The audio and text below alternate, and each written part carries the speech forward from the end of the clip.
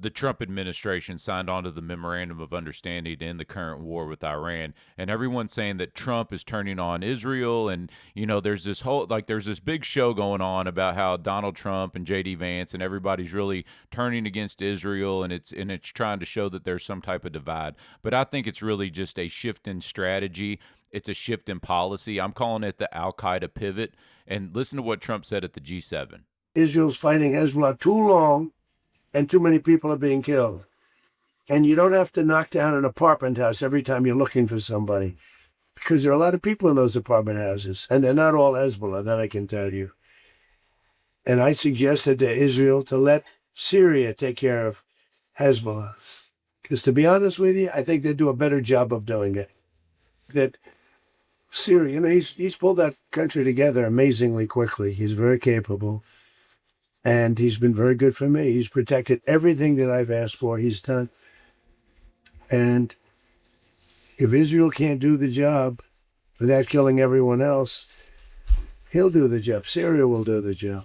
So you hear Trump talking about Syria, and he's saying that he's pulled it together. He's been very good for me. He's done everything I've asked him for. He'll do the job. Who's he talking about? He's talking about the new president of Syria, Ahmad al-Shara. He used to be Mohammed al-Jilani. And so al-Jilani used to be in al-Qaeda, and we supported him to overthrow the Bashar al-Assad regime within Syria. And Obama gave him support.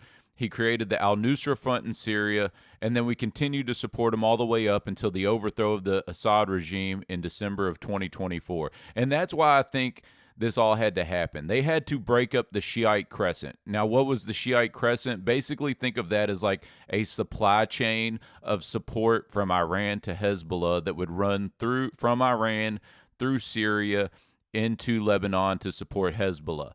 And so once Assad was taken out, we put al-Qaeda in charge of Syria, which al-Qaeda is Sunni. And so you've basically put up a huge divide between Iran and their ability to support Hezbollah in Lebanon. Now, the only counter to that, you could say, well, the Iraqi government is predominantly Shiite at this point. Yes, but Western Iraq is controlled by Sunni militias. So basically, you've got Western Iraq and Syria that control that whole region. They've put up a wall now between Iran and Hezbollah. So they're not talking about stopping fighting Hezbollah. They're talking about now using a proxy army, an al-Qaeda army from Syria to go in there and fight the Shiites, the Hezbollah militia in Lebanon.